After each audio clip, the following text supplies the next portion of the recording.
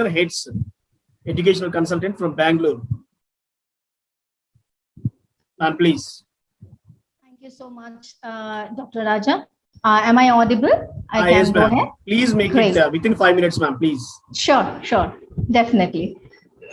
Thank you so much. It was really an amazing takeaway from all the dignitaries here and all the educators here. So I'm Dr. Aruna Wadkar and the heads founder and managing director as an education consultant.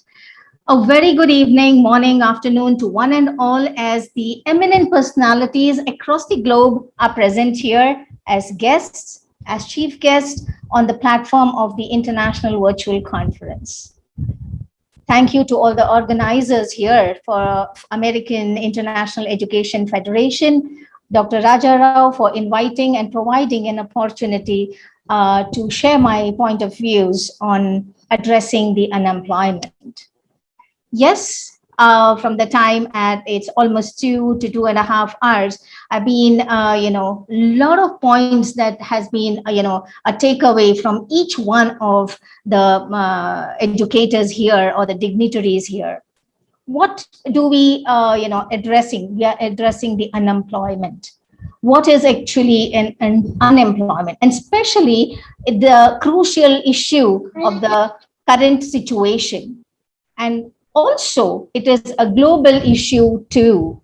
It's not only in India, but most of the countries are having the issue of unemployment. Or you can also say elaborated as measured in percentage, where the individuals work out to the total labor force of the country, and the rate of it is indicated of its socio-economic health, which we have discussed elaborately by one of our dignitary here.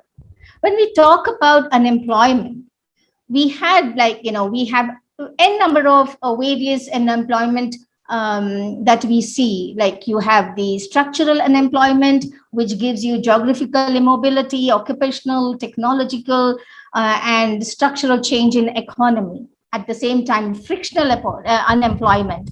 Voluntary unemployment. What are these? Voluntary unemployment is some of the countries have, the government has given good benefit to the unemployed people, and they prefer that they are away from the employment and they'd rather be in their safer zone, rather coming out of their comfort zone and getting into a hard, fast working zone, right?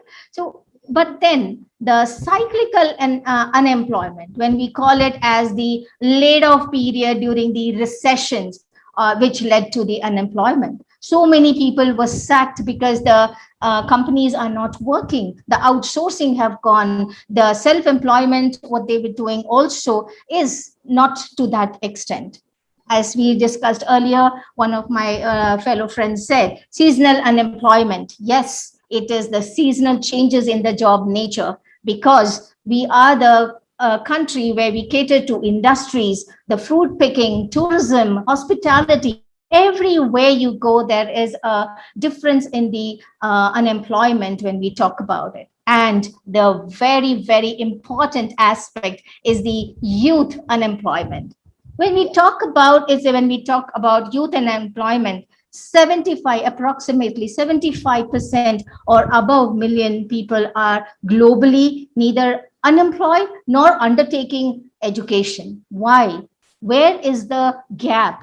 Are we really bridging the gap? And to be very frank, youth unemployment is 3 times ahead of the elders. And why is that mentality coming to the youth? And next is, we call it as casual unemployment. What is this casual unemployment? It is like you sign up a contract, it's a 6-month work, and we sign up and we move back to our village or the place where we belong to, and you have no work again another 6 months, as we said, seasonal.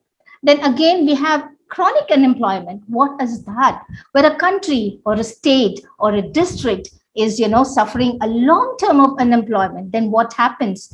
The reasons behind it is it leads to the weak economic condition, lack of developed resources, high population growth, primitive state of technology, low capital information. We are not giving them any sources to, build them up, to upgrade them. Where are we lacking? So when we have all these series of unemployment, my friends, let me tell you, how does it affect the unemployed people, or how does it affect the government? How does it affect an individual? What happens is it leads to number of hassles. Let me take you through a very few effects of unemployment. Few tax revenues, because when few people work, then less tax revenue collected by the government, and it impacts the government finances. Enhanced welfare cost, lower wages, surplus labor. So many of the MNC companies removed, surplus employees to half. Why? Because they don't need, because there is no job. Enhanced demand for inferior goods, in elevated training costs. So anybody a company is hiring, there's a lot of cost related to that. You have to hire a trainer, give them the induction, train them. Why? Because they are not equipped with the current demand of the employment. That is the reason the companies are spending a lot on that. It leads to, again, lower living standards, loss of depression and confidence in a person individually, because the unemployment pushes the person to the depression and affects one's mental and physical health. Loss of skills. When you are, for a certain period, you are unemployed, what happens? You just ease out. And then what happens? Your skills, your capacity, your capability to work what you were already doing also takes up a back seat, and you have no idea where are you heading to, right? So when as I was listening to each of the speakers here, the guest speakers, I like the quote which Queen Nadia said, that it is, working in solidarity. Nature works in solidarity, but when we work united, we stand strong and build up something very, very productive to remove the unemployment. And then, what are the consequences that we face of the unemployment? Then, yes, I in a short, a brief, what I explained right now. Yes, I don't want to take it more into detail, but yes, as Dr. Raja said, there's a time frame. So, because of the consequences of these unemployment, let me tell you, the personal and the social cost of unemployment leads to financial hardships, poverty, debt, homelessness, housing stress, family tensions, crime, atrophying of the work skills, and ill health. At the other end, psychologically too, apart from these stress, it can lead to decline in the life satisfaction, not happy, where, the happiness, Dr. Satija said, happiness, where are we searching for? We don't have money. So where is happiness? We don't have a home. Where is happiness? But there's mood disorders, boredom, breakdown, alienation, shame and stigma. Oh, my son is not working, or I am not working. I am a burden on somebody. So all these lead to the erosion of confidence and self-esteem. And when I, as an educationist, want to talk about it, let me tell you that with the 3 decades into the education sector, let me tell you that education plays an important role. Your employability, entrepreneurship, and education all together makes a complete education. And education is very different than being literate and being educated. Literate, yes, when we talk about degrees, which is very mandatory, because wherever you go, what have you studied? What are your higher credentials? We know that, yes. But then there are people who might not be able to get those credentials because they are lacking in all aspects. They are into poverty. Nobody is helping them. Where are we heading to? Yes. So as such, with the 3 decades of experience, I started, I wanted to think upon or ponder upon, how do I connect this? So we started as, from grade 7, and we talk about, we had mentioned here in efficiency, competencies, where her excellence, Dr. Elizabeth Lucas gave a beautiful, thoughts regarding this, that education is very, very important, which should change the mindset, which should make the creation of what he or she needs to do. Create something of your own self. A creativity is required. So what are we doing once the students come to the 10th or the 12th, and then we look out as to what the child has to do, how he or she has to groom herself for the interview, how one he has to be a public speaker, how one has to have the what do you call, the etiquettes of whatever it is. But then why don't we start include in our curriculum the all the aspects that we talk, we are all from 2 hours we are talking, why don't we start? So that's how I started, that we have created an online assessment where we have a comprehensive report, and we start grooming the children from grade 7, and by the time they come to 10, and that online assessment gives a report, and we groom them based on their drawbacks. And by the time they come to 10 to 12, and we have groomed them, they need not spend money for separate public speaking. How much does it cost? Is everyone ready to pay that much? Interview skills, how? Until unless you have communication skills, your body language, how do you talk, how do you walk, how do you dress, how do you go ahead, that is what it matters. Where are we heading to? Why we start later? Why don't we start now? So, and now when we talk about the NEP 2020, among everything, let me tell you, it suggests a slew of reforms to school education with a focus on flexibility of subjects and eliminating silos between streams of learning. What are the different streams, in what way they should learn? Another goal of NEP is to achieve 100% gross enrollment ratio in preschool to secondary level by 2030. Yes, now it is in papers, but by the time we inculcate all the skills, all the vocational skills, all the skill development categories into the NEP, into the practical, into the action, it will still take time. Why not, each one of us make the policy framework in your own way, because that would definitely help our NEP too, because that would take it forward. Definitely, its implementation is more important. So education is not only degrees, but it is beyond books, something to make them think, where are you heading to? What do you want to do? What is that why are you gaining? Why are you taking education? First of all, why am I studying? That is very, very important thoughts that we need to put in. Yes, it is a huge topic if we go on discussing on this or talking on it. So I would just say that, the unemployment is a major concern in any country, and hence we have to focus on it. It's important in order to save the nation from the economic deadline, or the economic decline, because now we are literally seeing this is the second year. We are from the same month, like May. We started from March to May, and now this is the 1.5 year. Children are in the boxes. They don't know where we go, where they are, where they need to go, what they are doing, including teachers, including principals, including management, including students. Everybody is confused. Where are we heading to? What are we going to do? But yes, and that is leading to the economic decline, as unemployment affects every individual in the nation. But there needs to be a proper economic conditions and maintenance, not only by the government, but also by all of us, by the people. Each one takes up the responsibility, we can eradicate it. Why not build them up from the, we have to build them from the, base, from the foundation level. Why we cannot do it? Kindly, we have to think on that.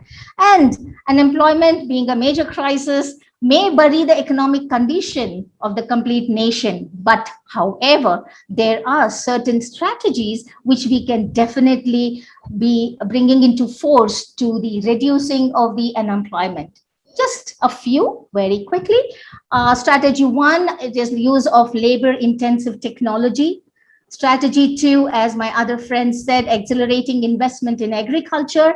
Then strategy 3, when we talk about, is diversification of agriculture. And again, when we talk about it, seasonal.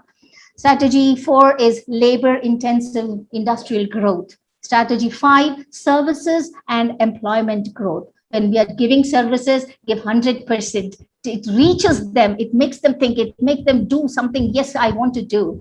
And then strategy 6 is education, health, and employment generation. Employment generation is where you create employability, where you create an entrepreneur, where you create an entrepreneurship who can lead his world, lead his life when he comes out of a graduation or after 10 or after 12. Not necessary everybody can hold high degrees, but even if they come after 10, we have to have the curriculum in such a way that at least he can learn to be self-independent in terms of any skills, pottery, carpentry, you have name it, music, you name it, dance, you name it, so many n numbers of it. Why don't we address them? As we said, doctors, engineers, lawyers, no, not necessary.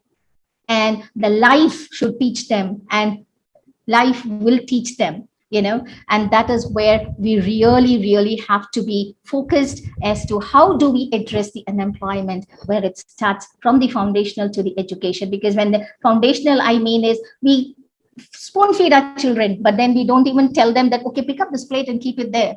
That is also one of the self-labor. And on this May Day, let me tell you that this would be really we have to respect the labor of dignity towards any profession we are into. I should I conclude by saying that let us all work towards developing a nation free from unemployment. Let us help each other, collaborating, emphasizing vocational courses, skill development. And yes, I know that we all are here to join hands and take it forward. And we will join hands. Thank you so much, one hour. Thank you. Thank you, ma'am. Aruna, ma'am, thank you so much. You may have consumed a lot of time, but you have given very precious inputs. Almost you have found the solution to the problem. Thank you so much, ma'am. Now I invite Dr. Rehab Saad, my friend. Dr. Rehab Saad. Dr. Rehab Saad from Egypt. Will you please unmute your mic, sir? Dr. Jayasri, ma'am. Can I see Dr. Jayasri, ma'am? Now Yes, we are entering hi. into third session. Only 3 minutes per speaker, please. Yeah, good afternoon, good evening to all the speakers around the world. I've been listening past 2.5 hours since morning. It has been amazing to listen to so many of all the professionals and stalwarts around the world. I am Dr. Jayasri. I work as a special educator in Chennai. Currently, I'm in United States in the Eastern Standard Time. I'm in New Jersey right now. So I'm going. We have heard talks from various people, all professionals, educators, doctors so far. I'm going to touch upon unemployment for children with special needs. Many of us know that right now we are trying to create an inclusive atmosphere for all these children, right? When we say special needs, we are talking about children with autism. We are talking about children with Down syndrome. We are also talking about children with learning difficulties, like we say dyslexia and all that. But first thing is, when we say inclusion, which means that we are, creating an atmosphere which is label free. Give them the space, as many of them have said. The root begins at home. The charity begins at home, right? So all these parents or the caregivers of all the children with special needs, get together. Don't, instead of forming I've seen, each one they may be having a special child at home. So, and probably they may be a well-to-do family also. So I have seen each one wants to, start an organization. Don't do that. The first thing is united we stand. So all the families, because when you say special needs, the community is only one handful probably, if you see, compared to the children in mainstream, probably, of course, we have to dig in to find the issues of a child. But then compared to the mainstream children, these children, the percentage is definitely less. So why each one has to start an organization? All of you come together, all the parents, all the caregivers of these children, come together and educate yourself, because as many of you have wonderfully said, education is the key to success, right? We should not underestimate that, oh, these people are children with special needs, they cannot do anything. But let me tell you, my dear friends, these children are the most talented people. We have had a child with Down syndrome who became an Ironman. So what is an Ironman? They do swimming, running and cycling all together, one after the other. And then we have had people, winning in Para Olympics, right? So it all depends on how much we encourage. So encourage all these children in every faculty. And as many of them have said, India is a nation of agriculture, right? So involve the youth in these activities. And as Dr. Aruna just said beautifully, teach the basic life skills. That is where the job begins, right? Even cleaning a plate. How many of the parents are actually, they actually say, okay, the maid is coming, just put it in the sink. That is not the way to do. So the education begins at home, and all these parents and caregivers of the children with special needs come together, be united, know your child's needs, create the opportunity. There are so many opportunities for these children. There are, we can create them opportunities. Like, recently I'm in US, so I just met a friend whose, child is autistic. They have started their own a creative thing to give a livelihood for that boy, so they are doing this candle making, organic candle making, because these children, they are very sensitive and allergic to many things, so they have to be very careful. So do more, know your child's needs and create the employment. It can be cottage industry, it can be it's all small things, but can give a livelihood to this child. Even it can be gift paper making. Buy those things with pride. If somebody is saying this gift paper is being made by the child with special needs, buy that with pride. Encourage the child by buying them. Sometimes I have seen people, oh, this is too highly priced, but they don't see the intention. They don't see that that paper bag has been made by the child with special needs. So give that importance. Have some empathy. Create empathy. See where it is coming from. That is how we encourage. Even there are many visually challenged people who are, doing many wonderful things, right? And involve these kind of children in, a silk industry, which can provide a great future. Teach them the sericulture, art of sericulture, how this works, how the clothing is made, how the saris are weaved, weaving industry. So there are so many, and give them the jobs in retail industry. These are simple things these children can do. The life skills, that they should just learn the software, billing software. Give them opportunities in billing. Give them opportunities in the stores. So that is how we create the employment. But how does that begin? It begins only when we teach them at home. Encourage, take them to the store when you go. Expose them. Don't keep them in the shell. The first thing is, many of them, they'll say, oh, my child can only do this much because he has a problem. So don't do that. I request all the parents and caregivers to please give respect to that individual. Have the trust in your child that they can do something. So with this, I take this opportunity to thank Dr. Raja Rao and the entire team who has organized this wonderful event. I wish success for many more events to come in the future. And it's been great listening to all the wonderful speakers across the globe. Thank you once again. Namaste. Thank you so much. I invite Dr. Tara ma'am, Dr. Tara Kanu ma'am, Ambassador Dr. Tahara Kanu ma'am, soft skills trainer. Will you please unmute your mic and speak, ma'am? Yes, sir. Am I audible? Yes. Okay. Thank you. Good evening to everyone who are present in this wonderful occasion where we have distinguished guests and speakers. I would like to steal a few seconds to thank Dr. Raja Rao for accepting me to be a speaker representing India's unemployment. I would like to share my deepest gratitude to the organizers. Today, I am going to provide some insights on unemployment in India. Due to the very limited allocated time, I would like to make it in a very brief way. Of course, we have just been enlightened by the various speakers about the different types of unemployment in India, like disguised, seasonal, structural, cyclical, technological, frictional, vulnerable employment.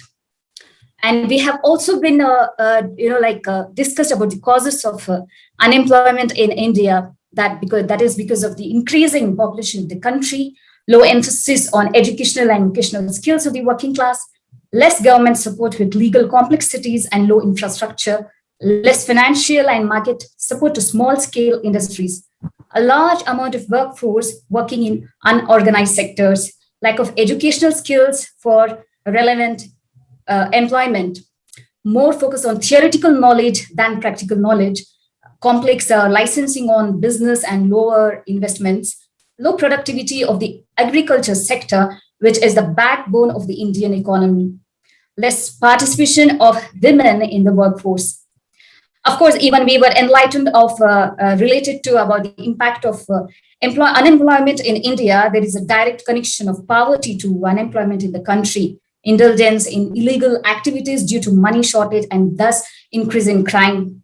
Thus, they become antisocial elements and start losing faith in the government, loss of human resources of the nation, falling of GDP due to an imbalance between the demand and supply in the market, increasing the socio-economic cost of the state government by bearing their expenses. As I mentioned, because of the shortage of time, I'm directly now going to speak about the latest unemployment statistics, which we have found in our country. Fresh restrictions imposed in different parts of the country due to the second COVID-19 wave has already led to job losses. Similar to what was witnessed in 2020, the government had imposed a lockdown to curb the spread of the pandemic, but this impacted economic and commercial activities and resulted in job loss and later on the exodus of migrant workers, which rocked the entire nation. The real extent of the economic damage from last year is now in the open.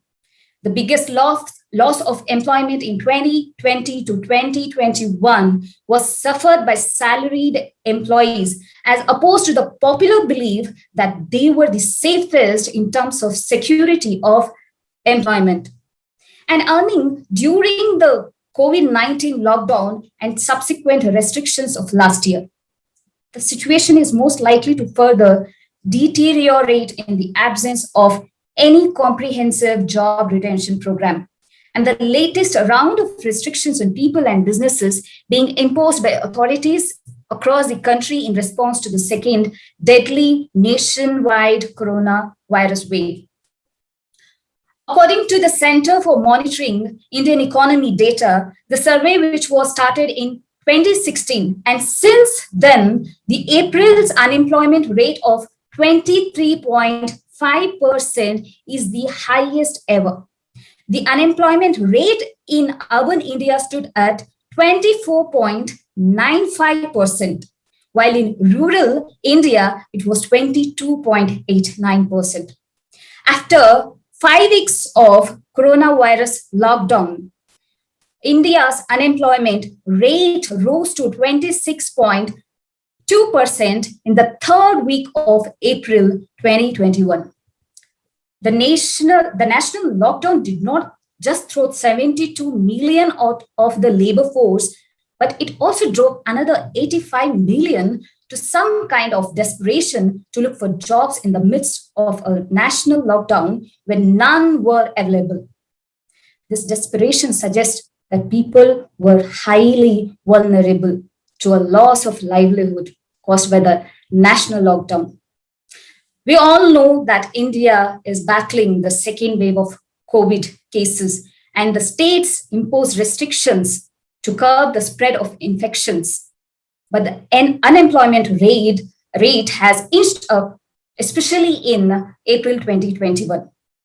Nearly 44 million people, nearly 28 million were actively looking for work and were unable to find any. Well, the remaining 16 million were available for work but were not actively looking for work, it is said as per the reports. Of the 44 million people, 38 million are between 15 and 29 years of age, while around 29 million are in their early 20s. April 2021 has seen sharply rising COVID cases, severe shortages in the health services, rising deaths, and also rising unemployment. I personally have been a witness to numerous unemployed who, with humanity, are shelling out their savings towards the needy. I have received multiple messages endorsing their voice in this conference. They have actually sent me the wishes. They have sent me their congratulations, and they are actually supporting us for this conference. By this, I end my speech. Thank you so much for giving me this opportunity. Total education system is totally a bookish knowledge base. I mean, the theoretical knowledge base. After completing my graduation, I just experienced that my previous all the education or knowledge that doesn't exist in my professional work. Why this cause? Why I spend my all the 10 to 15 years for studying purpose? I experienced that I think the educational system should be a vocational base for the practical base for that. And another one, the lack of skill development program. As we know, there is the global, in this modern era, we have to know about the technological knowledge, as well as we have to have some soft skill knowledge towards the globe development. So in the cases of after the graduation, within the graduation, we don't have any scope to develop ourselves any kinds of skill. We already go through the bookish knowledge and theoretical knowledge to earn the highest CGPA, highest knowledge. This doesn't exist in professional life. I think the skill development program should be introduced for the skillful manpower for the fresher as well as for the employer as well. Improper technical and vocational education. Yes, in our country, the vocational education exists, but it does not focus on the correct way. That's the improper way is going on. For that reason, most of the students are not getting the clear-cut practical knowledge to enter the job market.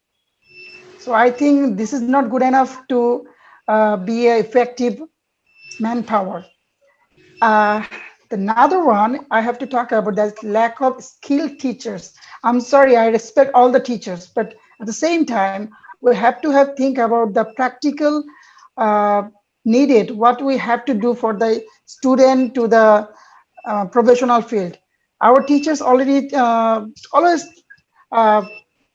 teaches us, that is our previous knowledge, previous writing skill, some other things, but not in practical way. So I think the teachers should be practical in the educational perspective, if to increase the manpower in this perspective. And the poverty, definitely poverty is a reason. So I'm not focusing on those so much because you already affected so many ways.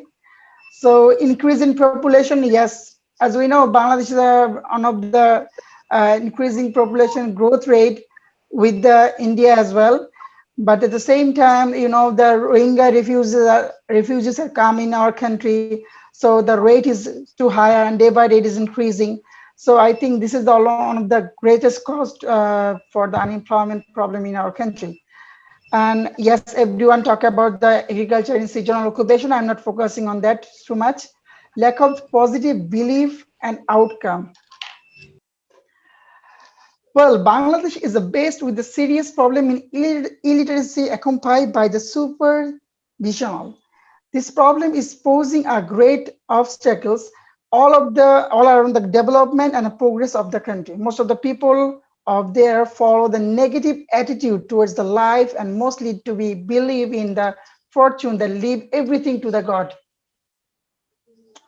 So I think we should be a practical and be positive to ensure our manpower in the unemployment crisis. Causes of expansion of university, that's already talked about, so I'm not focusing on that much, because lots of the private university are created, and a lot of the graduation complete their graduation and they are not getting that kind of job. Well, I have to focus on the very important things. Well, I'm focusing on the very important thing, that is, be a fresher. You have to have skillful knowledge before entering the job market, because everyone think about that is that I'm the graduate, I can enter the job market. But you have to understand that is, for enter the job market, you have to have the at least skill, the professional skill of your interested area and your positive mindset. So I think that will be help to reduce the unemployment problem. Thank you Raja Rao brother. Thank you for giving me chance. Assalamu alaikum. Be safe and be blessed. Thank you. Thank you, brother. Thank you. I request all the speakers to make it 2 to 3 minutes, because it's getting very late. Chetan Khurana, co-founder, Skills Reforms. Brother, will you please unmute your mic and next, Dr. Muhammad Yasin, please be ready. Sir, Chetan Khurana, please unmute your mic. Yeah, am I audible? Yes, brother, please.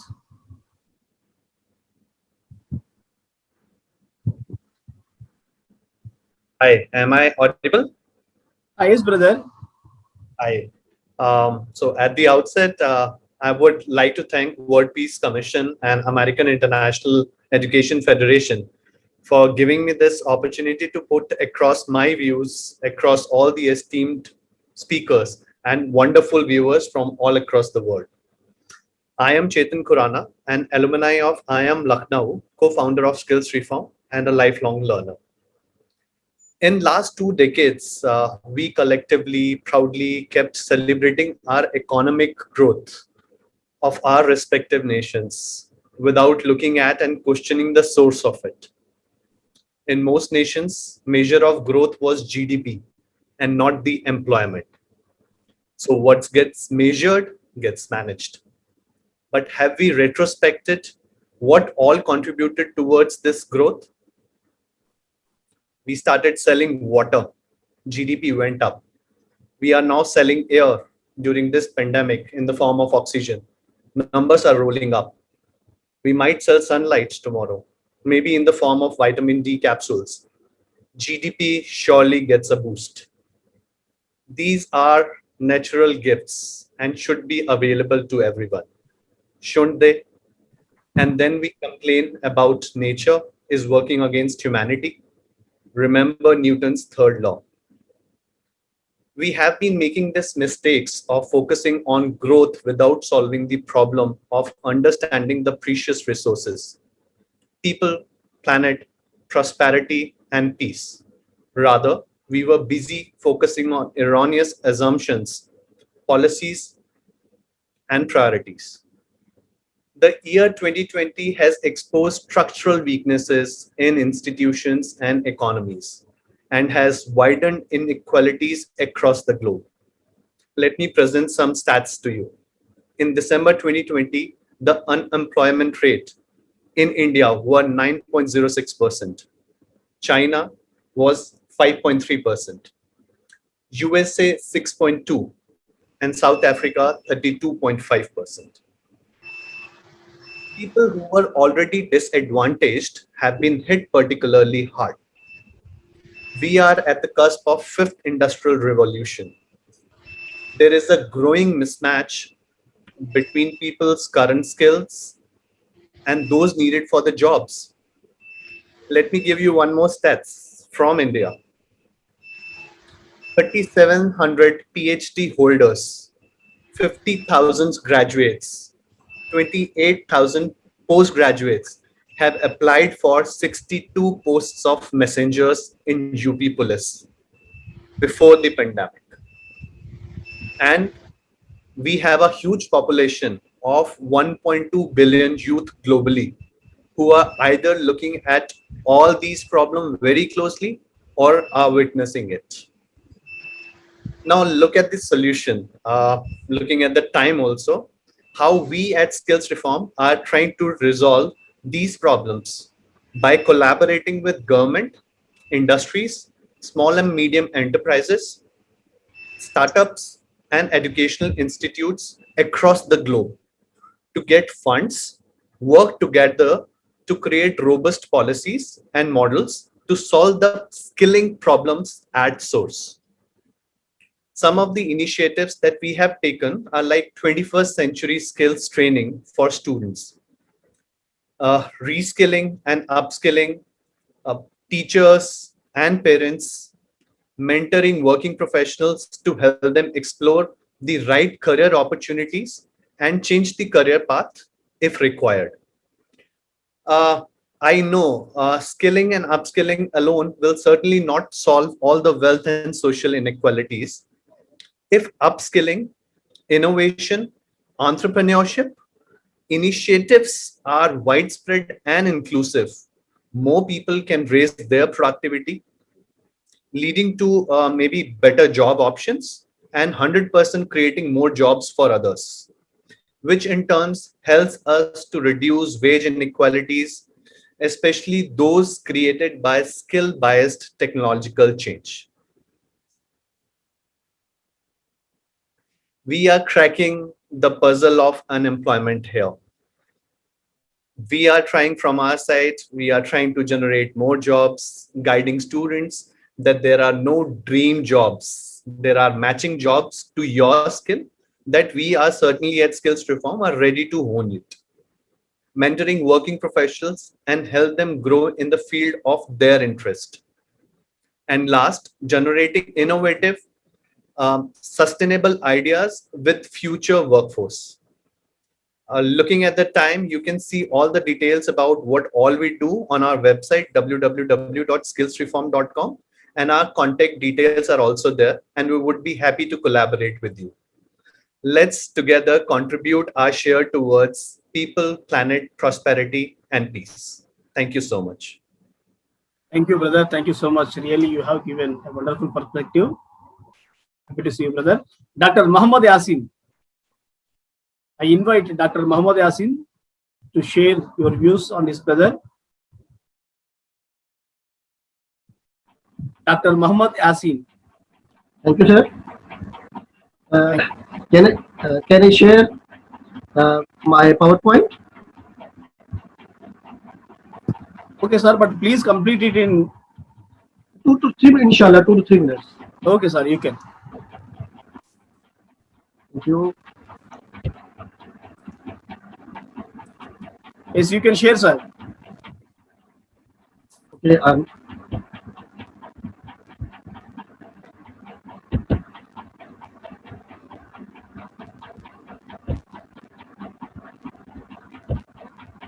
first of all, I am thankful to American International Education Federation, USA, to honor me to speak on this crucial topic, which is unemployment, its causes and solutions.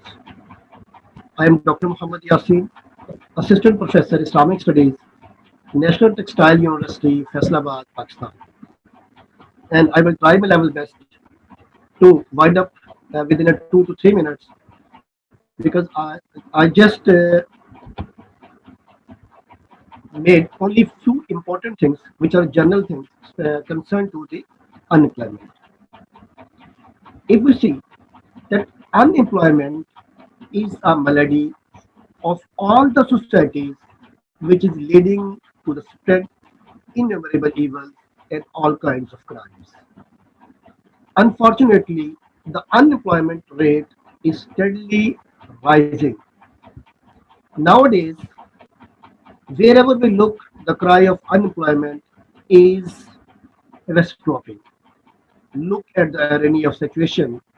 that many young people, even after studying at reputed educational institutions, come out with the label of uncertainty and failure of their faces. According to one of the Urdu poet, if you give me allow, just a verse is there कि college के सब बच्चे चुप हैं कागज की एक नाव लिए चारों तरफ दरिया की सूरत फैली हुई बेकारी means the students having the degrees but they cannot get any job. What is the reason for it? And what is unemployment? I think I leave this topic because due to the shortage of time, I just come to the topic. What are the main causes of the unemployment, especially in the third world countries? The first thing is the high birth rate. In Pakistan, India, and other third world countries, the birth rate is very high. So the government could not give or provide the jobs to all the young ones. Then other thing is that our villages and towns have lack of we can say that a number of opportunities. Therefore, the people move towards the cities and become a burden over there. Then the technological changes are also there. The factory owners are replacing human being to the technological advancement. Therefore, it also take towards the unemployment. Again, our young ones, after getting the education of a college or university, they try to get the white collar jobs. They even they do not have a technical education. They do not like physical jobs, and even they are offered a job for we can say that which have a less salary, they are not ready to accept. And furthermore, in third world countries, there are lack of industries. And as we know that when there are no industries, its result is unemployment. Now, how can we overcome them? What is the solution? The first of all is this that we have to motivate our general body or the whole humanity that they should control the birth rate. Even some people, religious people, say that it is against the teachings of Islam, but I can quote a Quranic verse for them, that is Surah Al-Baqarah, verse number 223. Your wives are like farmland for you, so approach them consciously as you please, and send forth something good for yourselves. Be mindful of Allah and know that you will meet Him and give good news to the believers. And the landlord know well how they care their field. Here, the Holy Quran just give the example of the field that we should care our wives just like the farmer who care their fields. They give the food, or we can say that the fertilizer and all the requirements, pesticides and other things, especially at the time when it is required. So, if we follow this Quranic verse, we can easily control birth rate. Then, the government should try level best to provide the opportunities to the people living in the village so that they may not move towards the cities.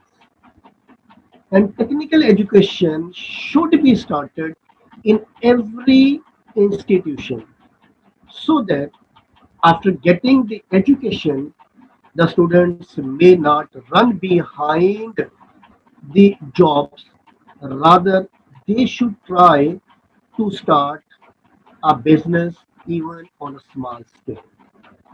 And then the government should also try to establish industries, as in one industry more than 100 and 200 people can be settled, and it means that a number of families can be saved from unemployment. Thank you, sir. Because the lack of time, I have concluded the general things for it.